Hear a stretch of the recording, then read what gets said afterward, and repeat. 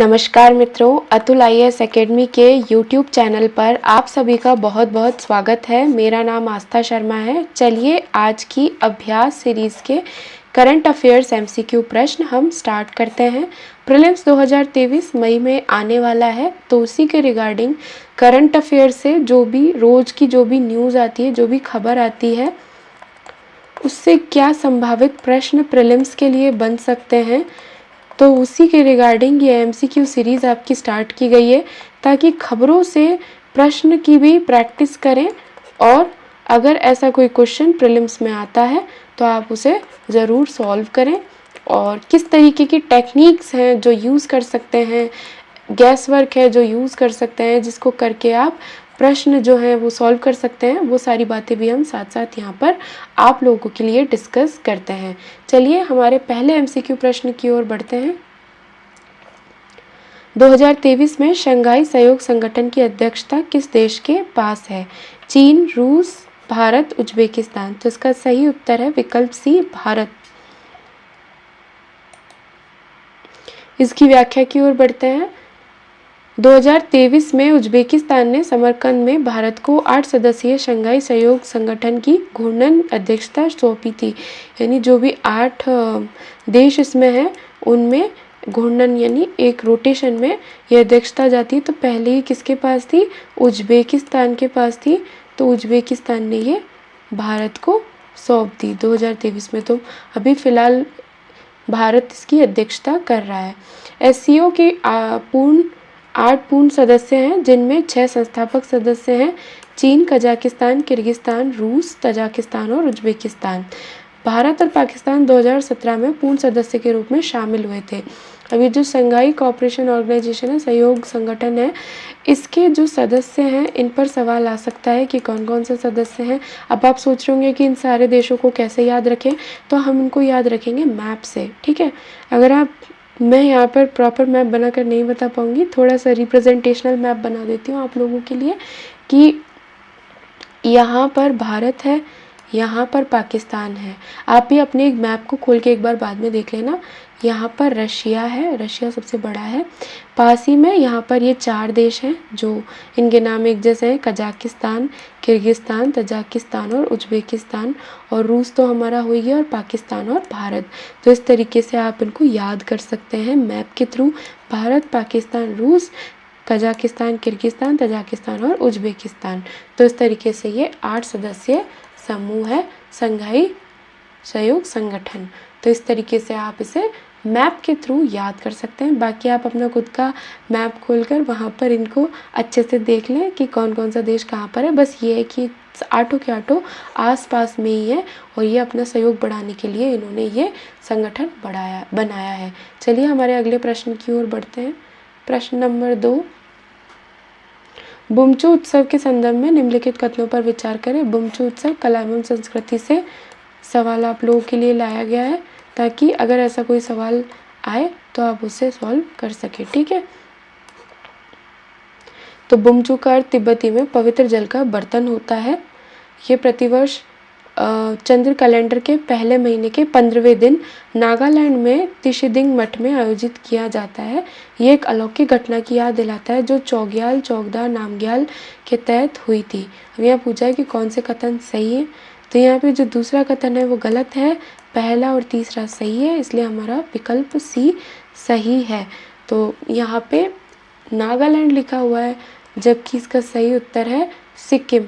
तो एक तरीके से देखा जाए तो तिशदिंग मठ जो है वो मोस्टली बौद्ध धर्म के होते हैं, बौद्ध मठ जो होते हैं। और आपको याद हो तो सिक्किम जो है, पूरे पूर्वोत्तर में सिर्फ सिक्किम जो राज्य है वहाँ पर ये बौद्ध मठ जो है वो है।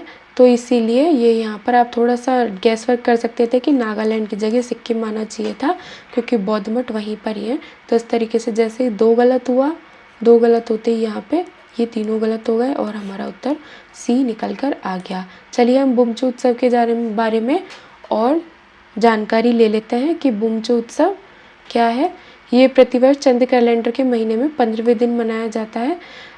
फरवरी या मार्च, अभी ये वहाँ पर मनाया जा रहा है, इसलिए हमने ये प्रश्न यहाँ पर उठाया है।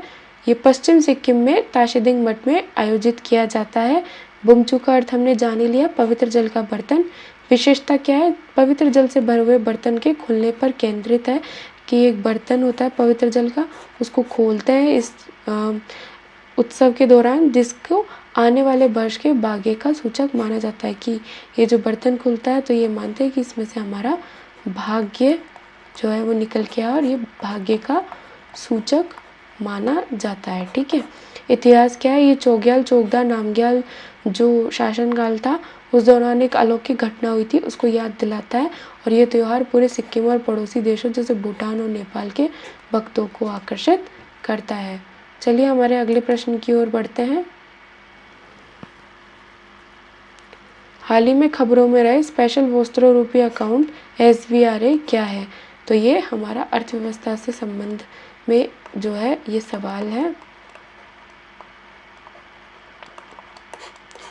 अभी प्रीलिम्स में जो है अर्थव्यवस्था के बहुत ज़्यादा सवाल पूछे जा रहे हैं और इस तरीके के सवाल भी पूछे जा रहे हैं, तो ये अभी चर्चा में था तो इस पे MCQ फ्रेम किया गया है। एक खाता जो घरेलू बैंक विदेशी बैंकों के लिए घरेलू मुद्रा में रखते हैं। एक खाता जो विदेशी बैंक घरेलू बैंकों के लिए विदेशी मुद्रा में रखते हैं। ये थोड़े तीनों ही एकदम कंफ्यूजिंग से हैं, लेकिन थोड़ा सा कॉन्सेप्ट आपकी क्लियर हो बेसिक्स तो आप इसे आसानी से सॉल्व कर सकते हैं। ठीक है। एक खाता जो ग्रामीण बैंक विदेशी बैंकों के लिए घरेलू मुद्रा में रखते हैं। अब ग्रामीण बैंकों का विदेशी मुद्रा से कोई मतलब नहीं है, विदेशी बैंकों से वो सारा काम कॉमर्शियल बैंक्स करते हैं, तो ये गलत हो गया। तो इसमें देखा जाए तो अगर आप इसे अच्छे से याद रखेंगे तो इसमें पहला विकल्प बिल्कुल सही है। एक खाता जो घरेलू बैंक विदेशी बैंकों के लिए घरेलू मुद्रा में रखते हैं। ठीक है। इसकी व्याख्या की ओर बढ़ते हैं। स्पेशल वस्त्रों रूपी अकाउंट एक ऐसा खाता होता है जो हमारा इंडियन जो बैंक है वो विदेशी बैंक के लिए जो है अपनी रुपीज़, एक तरीके से देखा जाए तो रुपीज़ को जो रखते हैं उस अकाउंट को बोलते हैं SVRA। ठीक है। जो घरेलू बैंक अपने ग्राहकों के लिए अंतर्राष्ट्रीय बैंकिंग सेवाएं प्रदान करने की अनुमति देता है कि अगर मैं बाहर किसी कंट्री में गई और मुझे वहाँ पे रुपए की ज़रूरत पड़ी तो वो SVRA अकाउंट से इस बैंक में मैं जाके एक्सेस कर सकती हूँ, यानी ले सकती हूँ। ठीक है। तो इसलिए ये वस्त्र रूपी अकाउंट काम आता है। RBI ने SVRA के माध्यम से रुपए में व्यापार निपटान के लिए एक रूपरेखा जारी की थी।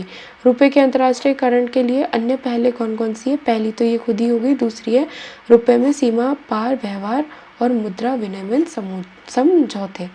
ठीक है। हमारे अगले प्रश्न की ओर बढ़ते हैं।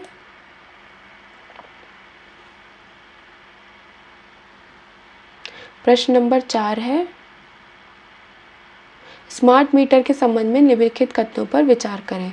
स्मार्ट मीटर क्या होता है? इलेक्ट्रॉनिक उपकरण है जो विद्युत ऊर्जा की खपत, वोल्टेज स्तर, करंट और पावर फैक्टर जैसी सूचनाओं को रिकॉर्ड करता है।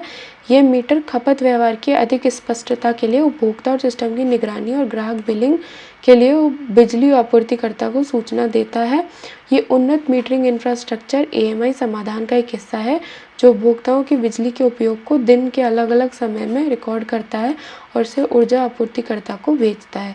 इसमें पूछा है कि कौन से कथन सही है, तो यह तीनों ही कथन बिल्कुल सही है, इसलिए हमारा विकल्प डी सही है। ठीक है। इसकी व्याख्या की ओर बढ़ते हैं। स्मार्ट मीटर क्यों लगाए जाते हैं? क्योंकि ये घर घर की कहानी है, या फिर देखें तो कि हम ये बहुत ज़्यादा सुनते हैं कि बिजली चोरी बहुत ज़्यादा होती है। तो जब बिजली चोरी होती है तो उससे जो बिजली आपूर्ति करता है और सरकार है उनको बहुत ही ज़्यादा क्या होता है? नुकसान होता है, हानि होती है, क्योंकि इतनी महंगी बिजली लोग चुरा लेते हैं। तो उसी चीज़ को रोकने के लिए स्मार्ट मीटर लगाया गया है जो विद्युत ऊर्जा की खपत, वोल्टेज स्तर, करंट और पावर फैक्टर सारी जानकारियाँ रिकॉर्ड करता है और सिस्टम की निगरानी करता है और ग्राहक की बिलिंग की जानकारी डायरेक्ट उनको डिस्कॉम्स को प्रोवाइड करवा देता है। तो ये उन्नत मीटरिंग इंफ्रास्ट्रक्चर का हिस्सा है जो दिन के अलग अलग समय में उपभोक्ताओं के बिजली उपयोग को रिकॉर्ड करता है और उसे ऊर्जा आपूर्तिकर्ता को भेजता है। ठीक है। हमारे अगले प्रश्न की ओर बढ़ते हैं।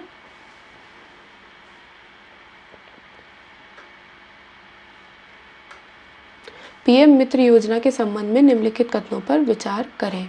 इसका उद्देश्य भारत को स्थानीय वस्त्र मानचित्र पर मजबूती स्थापित करके एक आत्मनिर्भर भारत के निर्माण के दृष्टिकोण को साकार करना है। पीएम मित्र पार्क कपड़ा उद्योग को सामूहिक रूप से एक स्थान पर मौजूद रहने के लिए सर्वश्रेष्ठ पारिस्थितिकी तंत्र प्रदान करेगा। यहाँ पे पूछा है कौन से कथन सही है। हमारा पहला कथन गलत है, दूसरा सही है, तो हमारा सही विकल्प हुआ केवल 2। इसकी व्याख्या की ओर बढ़ते हैं और जानते हैं कि पहला कथन गलत क्यों हुआ। तो ये जो पीएम मित्र योजना है, ये इसका दृष्टिकोण है कि आत्मनिर्भर भारत जो है वो बने, और उसके साथ साथ जो स्थानीय वस्त्र जो ये जो हमारा कपड़ा हमारा जो कपड़ा उद्योग है, इसको वैश्विक वस्त्र मानचित्र पर स्थापित करना हमारे इस योजना का उद्देश्य है। इसलिए जो हमने पहले लिखा था वो गलत था कि लोकल लेवल पर नहीं, ग्लोबल लेवल पर यानी वैश्विक वस्त्र मानचित्र पर इसे स्थापित करें और आत्मनिर्भर भारत की ओर बढ़े। पीएम मित्र पार्क कपड़ा उद्योग के लिए प्लग एंड प्ले इंफ्रास्ट्रक्चर के साथ सामूहिक रूप से एक स्थान पर मौजूद रहने के लिए कपड़ा मूल्य श्रृंखला की प्रतिस्पर्धात्मकता के सुधार के लिए सबसे अच्छा पारिस्थितिकी तंत्र प्रदान करेगा। ये प्रधानमंत्री के 5F खेत, फाइबर, कारखाना, फैशन, विदेशी दृष्टिकोण को भी बढ़ावा देगा। तो इस तरीके से हमने पीएम मित्र योजना के बारे में जाना। आज की हमारी अभ्यास सीरीज़ के प्रश्न यहीं पर समाप्त होते हैं। अगर आपको वीडियो पसंद आती है तो प्लीज़ इसे लाइक करें, शेयर करें और हमारे चैनल को सब्सक्राइब करें। अपने जितने भी हिंदी माध्यम के दोस्त हैं जो प्रीलिम्स की तैयारी कर रहे हैं, जो एग्ज़ाम देने वाले हैं या देने की सोच रहे हैं अगले साल तक भी, तो उन लोगों के लिए ये सीरीज़ बहुत ही ज़्यादा मददगार है, क्योंकि इस तरीके से वो लोग अगले आने वाले एग्ज़ाम के प्रश्नों का एक आइडिया यहाँ से लगा सकते हैं। ठीक है, आपको इस लेक्चर की PDF हमारे टेलीग्राम चैनल पर मिल जाएगी। वीडियो को देखने के लिए बहुत बहुत धन्यवाद।